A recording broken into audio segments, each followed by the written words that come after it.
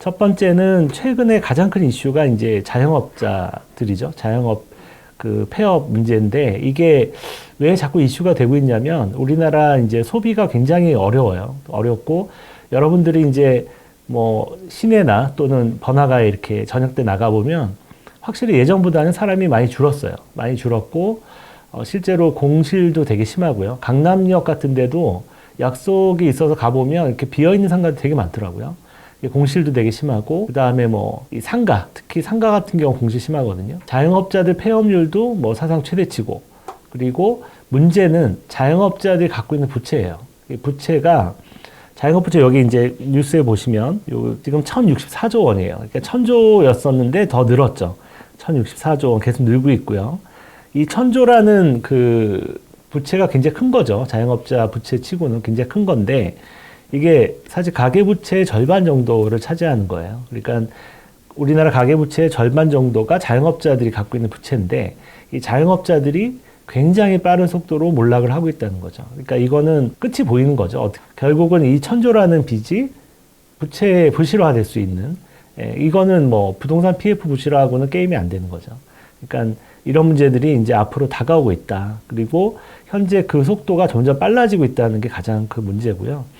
여기 보시면은 역대 폐업자가 이제 작년만 해도 이제 100만 명, 연 100만 명 정도 수준으로 갔고, 뭐 절반 정도가 이제 장사가 안 돼가지고 폐업을 했다. 그리고 지금 폐업을 못하는 데도 많아요. 폐업을 해야 되는데 폐업하려면 돈이 필요하거든요. 왜냐하면 부채를 갚아야지 폐업을 할 거 아니에요.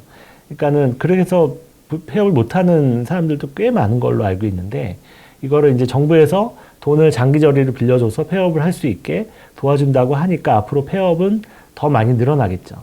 그래서 지금 문제는 근데 우리나라 자영업 규모가 이게 적정 규모보다 한 3배 많다는 거예요, 아직도. 예, 원래 우리나라 인구수나 또는 그 소비 여력이나 이런 걸 가만히 있을 때 자영업자 수가 지금보다도 3분의 1 정도, 최소한 절반이야로 줄어야 정상인 건데 우리나라는 자영업자 수가 너무 과대하게 늘어나 있어요. 그러니까 베이비붐 세대들이 은퇴하면서 이제 다들 자영업을 뛰어드는 바람에 우후죽순 생겨났거든요. 이것도 하나의 버블인 거예요. 근데 이런 부분들이 결국은 제자리로 정상화되고 있는 거죠. 그러니까 자영업 버블이 깨지고 있다. 이렇게 보고 있고요. 이런 부분들은 이제 적정 수준 이하로 떨어질 때까지 계속 될 거기 때문에 제가 봤을 때는 뭐 1, 2년 안에 끝나지는 않을 것 같고요. 우리나라 이제 소비가 나빠지는 것도 구조적으로 지금 과도한 부채와 과도한 부동산 버블 때문에 발생하고 있는 소비 부진이라서 이런 부분들도 이제 1, 2년 안에 해결이 안 되거든요. 그러니까 이렇게 보면 결국은 이 가계부채 버블과 그 다음에 이제 부동산 버블, 그 다음에 이제 자영업자 버블, 이 세 가지의 버블이 동시에 이제 서로 맞물려 가면서 꺼지고 있는 상황이다. 이렇게 보고 있습니다. 그래서 이런 부분들은 정상화될 때까지 꺼져야 되니까 제가 봤을 때는 뭐 최소한 5년, 빠르면 5년, 그러니까 급격하게 무너져서 5년, 천천히 빠지면 10년, 뭐 20년 이렇게 걸릴 수도 있는 거죠. 그래서 일본의 잃어버린 20년이 이런 식으로 이제 버블이 꺼지면서 한 20년, 30년 끌어가면서 꺼진 거거든요. 근데 그 과정에서 일본 정부가 어마어마한 돈을 썼어요. 그러니까 정부 부채가 어마어마하게 늘었잖아요. 그렇게 늘려서 최대한 충격을 완화하면서 20년 끈 거예요. 구조조정 하는데. 근데 우리나라는 그 정도 그 국가 부채를 늘리기가 쉽지 않으니까 기초통화국이 아니라서 그렇게 보면 뭐 제가 봤을 때는 좀 빠른, 그러니까 20년, 30년 걸릴 것 같지는 않고 5년에서 10년 안에 굉장히 빠른 속도로 구조가 조정이 되지 않을까. 그래서 가계부채도 조정이 되고 그 다음에 부동산도 가격도 지금 버블 상태에서 지금보다 한 반 이하 가격이 돼야 되거든요. 적정 가격이 되려면. 그러니까 버블이 꺼지는 과정을 겪어야 되고 그 다음에 이제 자영업자도 같이 이제 버블이 꺼지는 과정을 겪으면서 자영업자 부채도 좀 문제가 되고 그 다음에 부동산 관련한 부채들도 꽤 많잖아요. 그런 부분들도 이제 문제가 될 거라고 보고 있습니다. 그래서 이런 부분들이 이제 우리나라가 앞으로 5년, 10년간 해야 할 이제 구조 조정인 거죠. 이 부분을 잘 마치면 그 다음에 좀 남북 간의 통일도 좀 되고 그 다음에 교류도 일어나고 북한이 개방을 할 것 같거든요. 올해 트럼프 정부가 들어오면 아마 북미 간의 종전협정이 있을 수 있어요. 그러니까 북한은 이미 준비를 하고 있는 것 같고요. 내부적으로. 그러니까 개방을 준비하고 있는 것 같고 그다음에 전격적으로 미국과 북한 간의 종전협정이 체결이 되고 그다음에 미군이 북한에 주둔할 수도 있어요. 주한미군이. 말도 안 되는 얘기 같지만 어쨌든 북한은 지금 중국을 적으로 두고 있고 그다음에 군대도 지금 수전선 쪽에서 중국 쪽의 접경지로 아마 이동할 가능성도 높고요. 그렇게 되면서 이제 미국의 보호를 받는 이제 그렇게 될 가능성도 있어요. 가능성은 높진 않지만 지금 트럼프가 추진하고 있는 거고요. 그렇게 되면 이제 영국이나 호주나 이런 국가들도 지금 북한과 교류를 넓히기 위해서 준비를 하고 있는 것 같고 이제 그런 움직임이 있습니다. 지정학적으로. 그래서 그렇게 되면 이제 뭐 북한이 올해서부터 좀 개방에 들어가고 그다음에 그렇게 되면 이제 한 5년 정도 지나면 우리나라 구조조정 하고 나서 북한과의 교류가 더 활발해지면서 이제 정말 우리나라가 이제 통일에 가까워지게 되는 거죠. 그렇게 되면 우리나라가 이걸 다 조정을 하고 나서 이제 진짜 좀 제대로 일어설 수 있는 경제가 다시 일어설 수 있는 이제 모드로 갈 수 있을 것 같습니다. 한 5년에서 7년 정도 잘 견디면 좋은 날이 오지 않을까 이렇게 보고 있습니다. 그래서 최근에 이제 보시면 이렇게 뉴스에 보시면 소액 생계비 대출이라는 게 있는데 이게 이제 가장 신용도가 낮은 분들이 이제 정부의 보증에 의해서 대출을 받는 거거든요. 소액 대출을 받는 건데 이 부분의 연체율이 지금 30%. 그러니까 24년 말 기준 30%니까 23년 말 기준을 보니까 11%였더라고요. 연체율이. 그러니까 1년 사이에 굉장히 빨리 늘어난 거예요. 그래서 이 정도까지 늘어났다는 건 이제 이 우리나라의 그 신용도로 보면 저소득층, 저신용도층이 굉장히 빠르게 붕괴되고 있다. 이렇게 볼 수 있습니다. 그래서 지금 대출 연체자도 600만 명이 넘고 있고 이 중에서 이제 또 다중 연체자들이 좀 많더라고요. 다중 채무자들도 많고 한 700조 정도 되는 것 같고요. 이런 부분들 이런 부분들이 결국 버티길 수 있느냐? 버틸 수가 없다는 거죠. 지금 만약에 우리나라 금리가 제로 금리로 간다 그러면 조금 더 시간을 두고 버틸 수 있겠지만 미국이 일단은 금리 인하를 올해 별로 안 할 것 같거든요. 많이. 한두 번 정도 지금 예상되는데 한두 번도 안 할 수도 있어요. 인플레가 좀 살아나려고 하고 있기 때문에 살아나고 국제유가가 지금 움직이고 있거든요. 움직이기 시작하면 아마 올해 금리를 인상해야 될지도 몰라요. 연준이 오히려. 이제 그렇게 되면 우리나라도 금리 인하의 한계가 있기 때문에 이런 어떤 구조조정이 시간을 더 끌기가 좀 쉽지 않다. 이렇게 보고 있고요. 최근에 보면 여기 보시면 그래프 보시면 2008년 금융위기 때고요. 요게 이제 팬데믹 때인데 요게 소비자 심리 지수거든요. 요게 폭 빠지면은 소비자 심리가 굉장히 나빠지고 있는 거예요. 보통 소비 심리는 정말 나빠져야 그때 움직여요. 막 빠지거든요.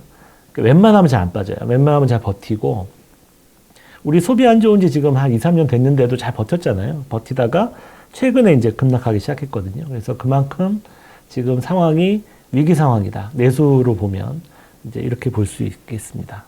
그 다음에 이제 위험 지수가 이제 지난달 좀 의미 있는 게 요게 있었어요. 그러니까 우리나라의 요거는 위험 지수인데 신용 경색이 얼마나 일어나느냐를 보여주는 거거든요. 신용 스프레드 지수인데 요게 팬데믹 때 보시면 이렇게 막 치솟았잖아요. 이렇게 치솟으면 시장에 돈이 없는 거예요. 없고 서로 막 돈 빌려고 난리를 치는.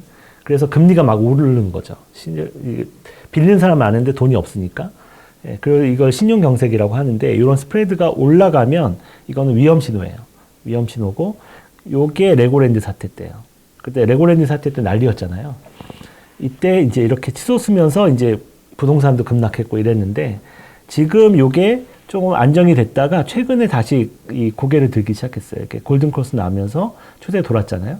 요게 이제 심상치 않은 거죠. 조짐이라고 하는 건데 요런 조짐인 거죠. 요런 때랑 비슷한. 그러니까 초기예요. 근데 요게 이제 이렇게 치솟을지 아니면 이렇게 안정이 될지는 모르지만 이거 위험 지표는 그냥 보고 대응을 하는 거예요. 대응하는 건데 요게 오른 이유가 기업들의 어떤 그 자금 수요가 되게 많아지고 있어요. 최근에 실적이 너무 안 좋고 중국과의 경쟁에서 이제 밀리는 업종들이 많이 생기고 있거든요. 대표적인 게 석유화학이고 그 다음에 내수 기업들도 굉장히 어렵죠. 롯데그룹 요즘 어렵다고 하잖아요. 그 다음에 건설을 끼고 있는 기업들 다 어려워요. 그래서 건설사가 너무 어렵기 때문에 그리고 이제 지금 우리나라가 반도체가 24년에 괜찮았는데 반도체도 이제 지금 다시 메모리가 어려워지고 있어서 올해 전반적으로 이제 기업들이 자금이 부족할 가능성이 높거든요. 근데 이 예전 같으면 유상증자를 많이 했거든요. 근데 주시장이 너무 안 좋은 데다가 요즘 유상증자 하려면 그 금감원에서 허가를 잘 안 해줘요. 거래소랑. 그래서 유상증자 못하고 막 회사채 발행을 해야 되는 경우가 되게 많이 생기고 있거든요. 그래서 회사채 발행 물량이 많이 늘어나고 있고요. 그 다음에 이것뿐만 아니라 정부도 지금 적자 예산을 계속 여기저기 돈을 꿔가지고 메꾸다가 올해는 어쩔 수 없이 정부가 국채를 한 200조 이상을 발행을 해야 돼요. 그동안 이제 메꿨던, 돌려막기 했던 부분들을 계속 돌려막기 할 수는 없기 때문에 이제 발행을 해야 되거든요, 국채를. 발행을 하면 올해 한 200조, 220조 정도 발행을 해야 되기 때문에 그렇게 되면 시중의 자금을 다 끌고 갈 수 있는 거죠. 이렇게 크라우딩 효과라 그러는데 구축 효과가 생길 수 있어요. 그래서 이 시장의 그 돈이 같은 값이면 국채가 안전하니까 사게 되는 거죠. 회사채는 잘 안 사게 돼요. 네, 회사채는 위험하니까.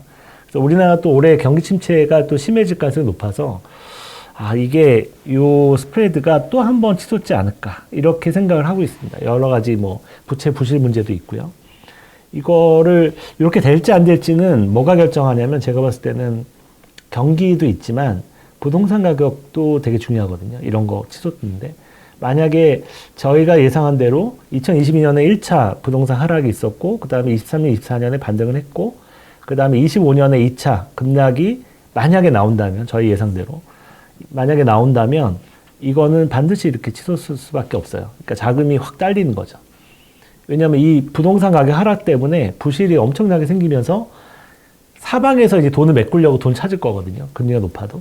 그렇게 되면 이제 시장의 금리가 치솟게 되고 이제 하나의 신용경색 같은 게 일어날 수 있는 거고 이게 더 심해지면 만약 부동산 가격이 적당히 빠지지 않고 정말 이렇게 그 버블이 붕괴되듯이 패닉붐이 일어난다면 일어날 경우에는 어떻게 되겠어요? 결국은 이제 부실화가 되겠죠. 금융기관이.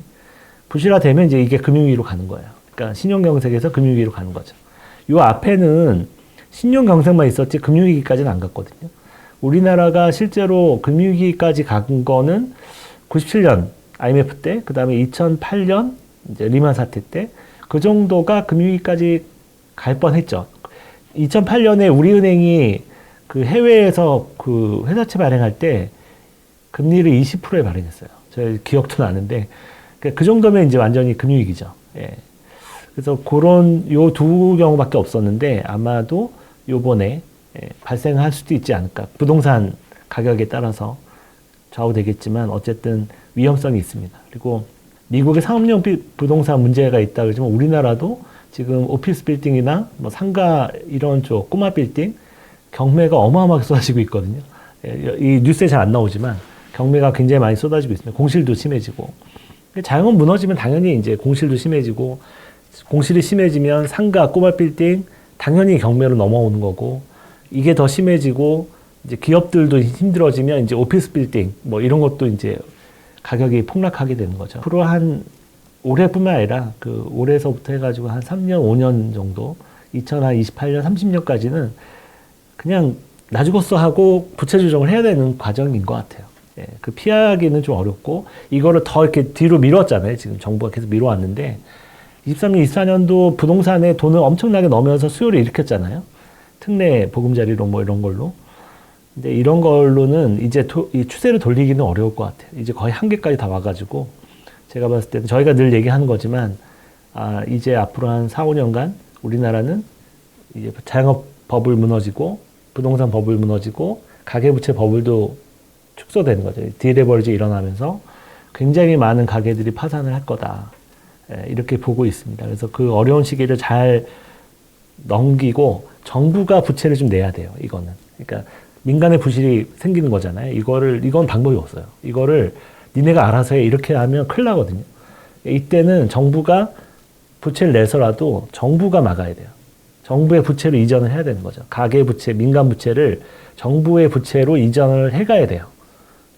그게 이제 너무 과하면 안 되겠지만 어느 정도는 이전을 해가면서 뭔가 안전망을 만들어야 되거든요.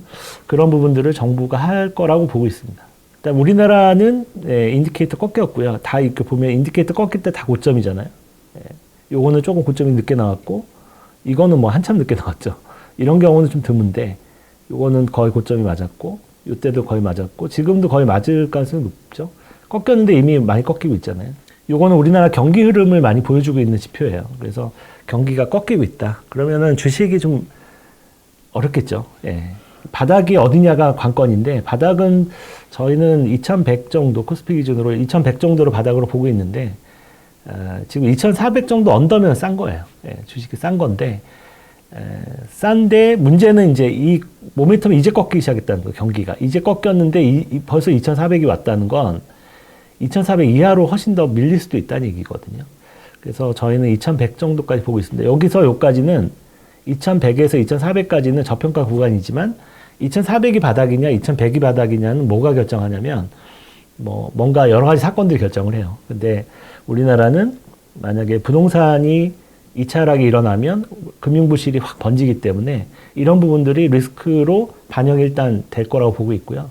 그 다음에 이제 트럼프의 정책들, 관세 정책이나 이런 것들이 우리나라가 가장 큰 피해를 볼 수 있거든요. 그래서 그런 부분들, 그런 정책적 불확실성, 그다음에 대외 무역 환경의 변화 이런 것들의 악재들이 발생을 하면 요 2,400이 아니라 2,100에서 바닥을 칠 수 있는 환경을 만들지 않을까 올해.